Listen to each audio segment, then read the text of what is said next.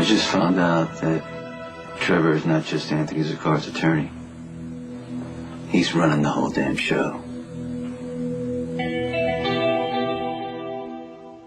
Anthony Zaccar asked me if I liked the garden. A second later, he's trying to force me to play Russian roulette. Then he threatened to kill my family. He's totally insane. You were lucky to have made it out alive. Yeah, well, the last two people who visited Zaccar wound up missing. And I can guarantee you right now that Trevor is the one who had them killed because he didn't want anybody to know about the secret. Look, I realize you think that he's in charge, but I am still not convinced. Kate! Why do you keep defending him? Trust me, after everything Trevor has done for me, I want him to rot in hell. I am just speaking from personal experience. Nothing is more important to Trevor than his position in society. I can't imagine him jeopardizing that to run a mob empire. He's up to his ass in this. And if somebody doesn't stop him, he's going to take us all down. I tell Trevor I know he's running the Zaccar mob. 20 minutes later, my warehouse is on fire. That's not a coincidence. It's just bizarre, Sonny. Trevor is part of a very elite group of power brokers. Why would he jeopardize that to run, a criminal enterprise? Zaccar probably did something years ago, and Trevor had to clean up the mess. Zaccar got crazy, and he started getting worse, so Trevor got more involved in the business, and he started to like it. What is there to like, exactly, about danger and violence and the threat of years in prison? Money. Influence, the power of life and death. He probably got, really into the business, and it started to grow and grow. It was like an addiction, and he got hooked like a lot of people do. He was the man. He makes decisions on whether you live or die. He turns over profits, and you know what the craziest thing is? That he gets away with it. Sonny, is that why you became a criminal? Because you like to get away with it? I have a lot of reasons, and I have no reasons. I never finished school because I didn't want to, become, not that it's a bad thing, a plumber or a mechanic. I wanted to wear a suit and have more money than you could ever spend. But most important, I wanted power because I've been helpless in my life. And I would rather die.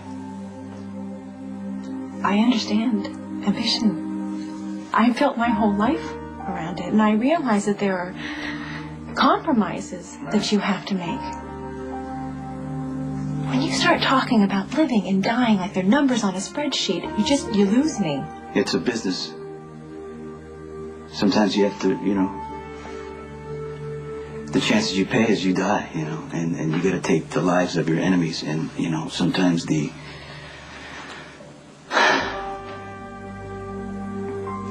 violence overwhelms you, and you feel like drowning, and yeah, sometimes you lose your mind, like Anthony Zaccar,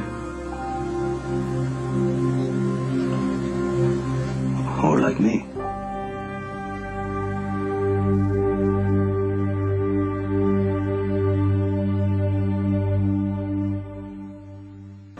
You never mentioned it, but I know that Rick told you I was bipolar. Rick is a very troubled man. Right. It's true. Sonny. When I met Rick in the park to try to get him to drop the first round of reckless driving, God. He mentioned that you were bipolar, and I suggested I could make it public. Would you have gone through with that? That's all I'm asking. Sonny,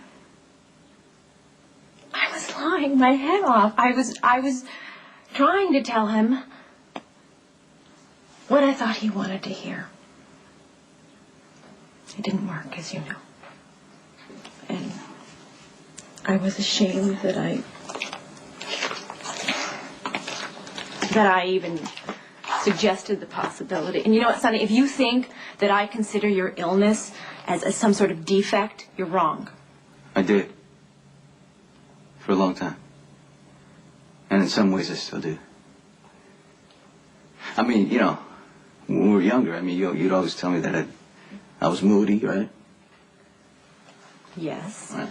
I thought you were trying to act mysterious. That's how I dealt with things. I don't know if you know this, but sometimes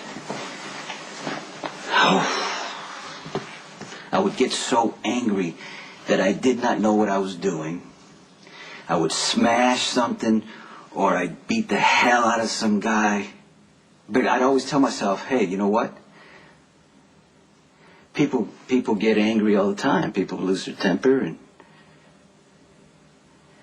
and then a friend of mine died, and I went into like this gray zone, and I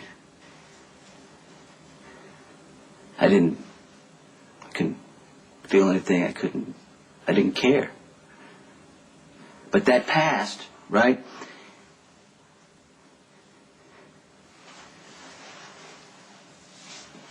Then my first wife was killed,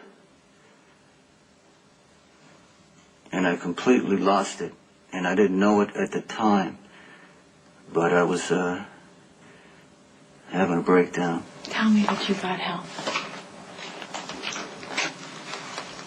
Well, Jason would, you know, he'd keep people away from me and pick up the glass that I would break, and then but, you know, I mean, I just felt like there was something wrong with me, like I was weak. You must have felt alone. A lot of times I wanted to kill myself, you know. But then, you know, someone told me that I was sick, that I was mentally ill. I did not want to hear it because I didn't want to be defective. It's a chemical imbalance, Sonny. It's not your fault, just like having brown eyes or dimples. Oh, you've done your research. We did a piece on it in the magazine a few years ago, and one of my best friends back in the city is diagnosed with bipolar. She said it was relieved to find out that there was a cause and a treatment for the way that she felt and the things she did. Well, the medicine keeps me balanced, keeps me from having a breakdown or, you know, going too high or too low into the darkness, but it hasn't changed who I am. If I want something, I go after it. And that can drive you crazy in a different way.